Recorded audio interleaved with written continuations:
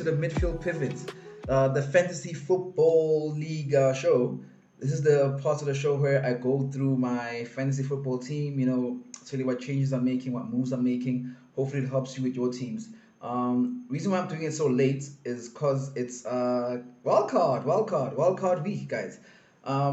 Those of you who've been following know that I've always said that game week 8 is when I'm going to play my wild card in order to bring in that Chelsea and those Man City players. Well, it's game week 8. The wild card has been played. So yeah, let's have a look. Before we go into the team for this week, let's have a look at how the team did last game week, which feels like 15 years ago. Damn it, I hate these additional breaks. Anyway, have a look. Right now, as you can see, we only got 54 points. 54 points, which is like half the highest amount of points. Still had an average. Now, and what I always say about that, you always need to be getting more than the average because that's what's going to put you in good stead. That's going to help you to move up the ranks. That's what's going to get you the green arrows. And we all about green arrows on this channel, right, guys? All about the green arrows. So, yeah, 54 points. Not great, but considering the circumstances, how everyone else did, because everyone else did pretty bad. We did okay. We did okay. We did well. We've got green arrows. Never look there. All green arrows, nothing bad. And our overall rank has shot up. We are now 173,313 in the world. In the world, guys. That's I'm pretty proud of that. I'm pretty proud of that. I mean, to be in the top 200,000, we getting, we really getting there. Total points 466. That's only 34 from 500, which is pretty good as well. I mean, consider I'm only in week 8 and already getting to 500 points. That means we're averaging more than 50 points a week, which is good. Again, that's how you get the upward movement. That's how you get the green arrows. This is so far the best fantasy football league season I've had ever since I've been playing fantasy football. This is the best season so far. I don't know whether it's the input I get from you guys. I don't know whether it's the channel. I don't know whether it's just my luck. But yeah, it's working out really well. Or maybe it's experience. I mean, I've done so badly so many years in a row that maybe it's about time I should do well. So yeah, anyway, there's a team there from last week. As you can see, there's not many like huge double digits points that were gotten by the guys. Salah got me 26, Jimenez got me 10, and Tafi got me 6. And that's really most of where my points came from. Captaining Salah, guys. Like I said previously, Mo Salah is the top goal scoring player in fantasy football for a couple of seasons now. He keeps just getting the most points. You cannot go into game weeks without having Mo Salah. It doesn't matter who he's playing. It doesn't matter who the opponent is. That all doesn't matter. He's going to get you points. That's why I don't even look at fixtures regarding like in the future for Salah. I just know that depending on who he's playing this week, I captain him or I don't captain him. So yeah, that's what happened last week. But now, since we played the wild card, let's see what we have done.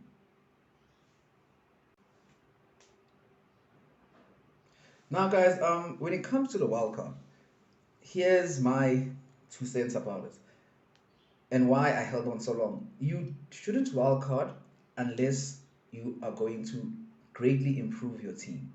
So what that means is that these guys who wildcard after 3 game weeks, and that's usually a knee-jerk reaction. You're wildcarding to bring in players who are getting points right now. It's not usually a move that people make thinking about the long term, and that's how wildcard should be taken. You need to, when you do play a wildcard, not just think of this game week. You need to be planning for the upcoming game week, and that is a big reason why my team looks the way it look. I'm gonna show you how the team looks just now.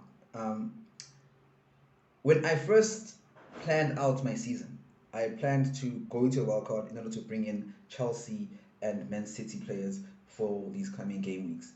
The reason being, the fixtures that Chelsea and Man City have going forward are the best fixtures out of the premium teams. Really, I'm not saying they're best fixtures, but they're the best fixtures out of the premium teams.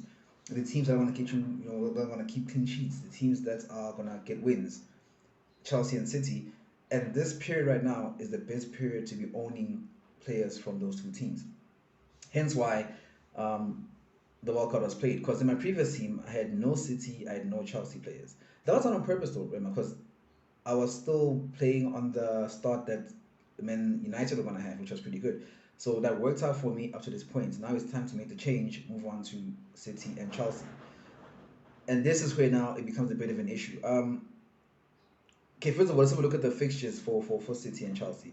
The fixtures for Chelsea are Brentford, Norwich, Newcastle, Burnley, and Leicester. Pretty winnable fixtures. I foresee lots of clean sheets. Gotta go with that Chelsea defender. Have to.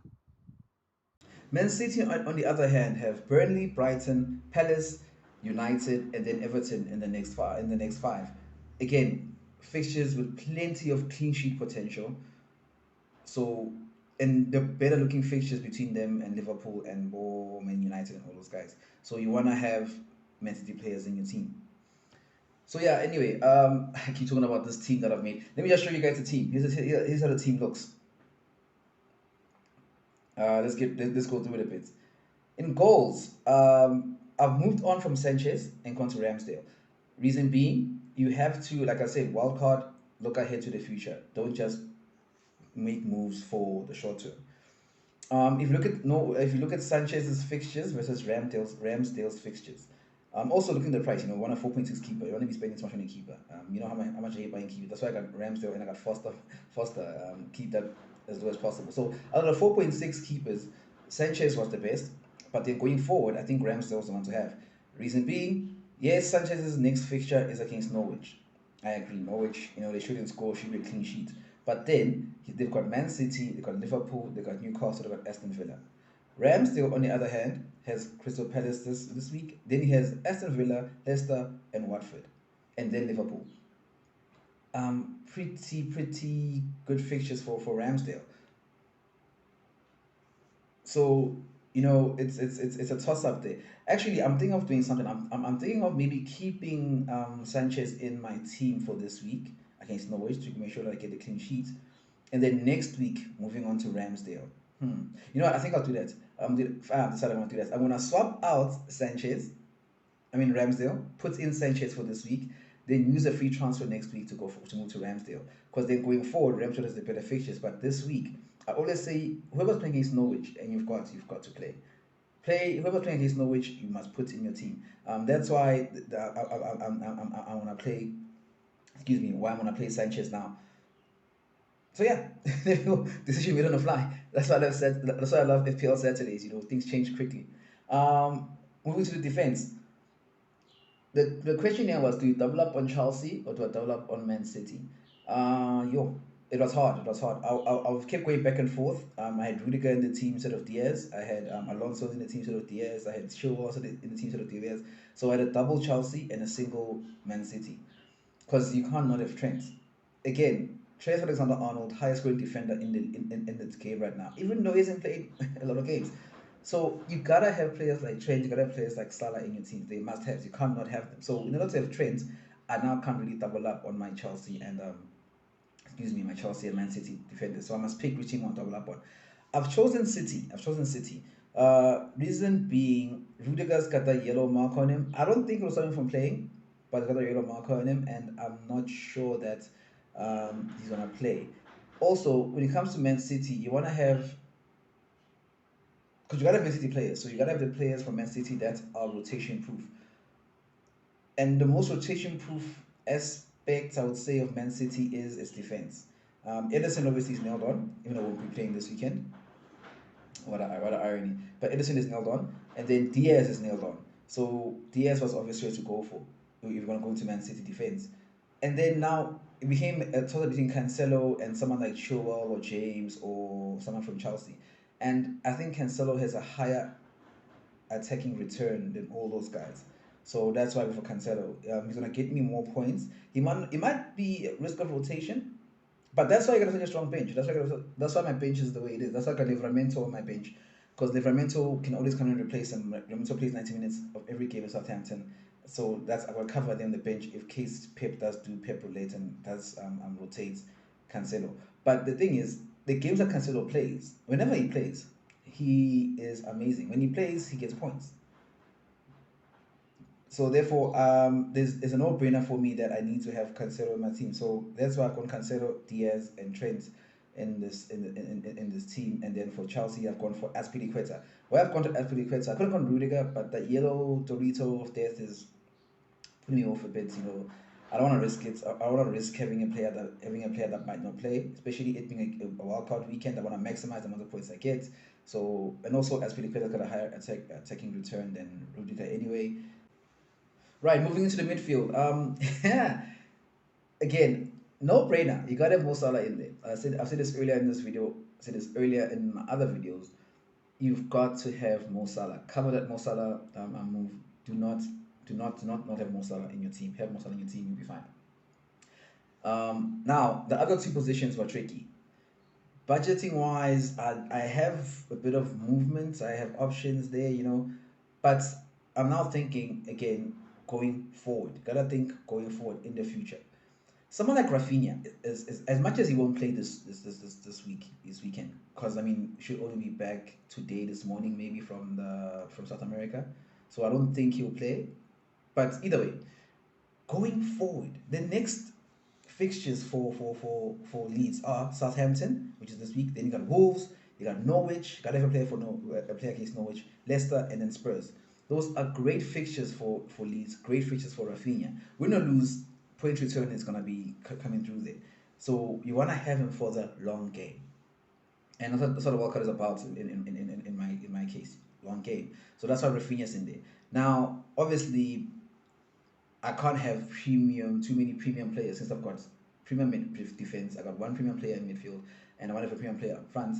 It's a bit tricky for me to which premium defense I want to have. So that being said, hence why I've gone for Mr. Ben Rama, who pretty high scoring season so far.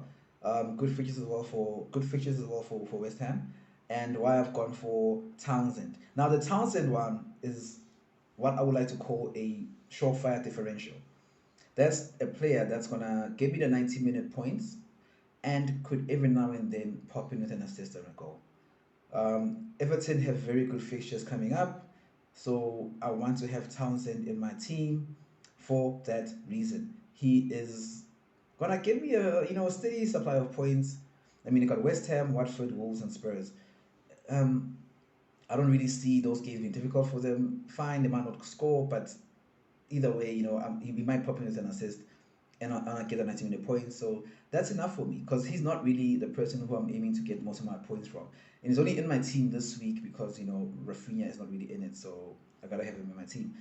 Yeah, that's really about it. It's a position as well, that 5.2 midfielder where I will every now and then swap him out depending on how I feel about the next coming game week. But yeah, in the long term, even is a player I can keep. He just play throughout the season and not have to worry about him.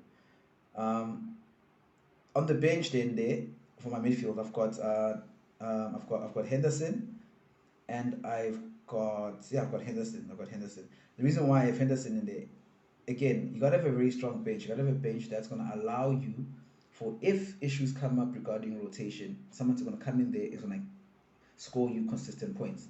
There's no one who can do that for me for Liverpool.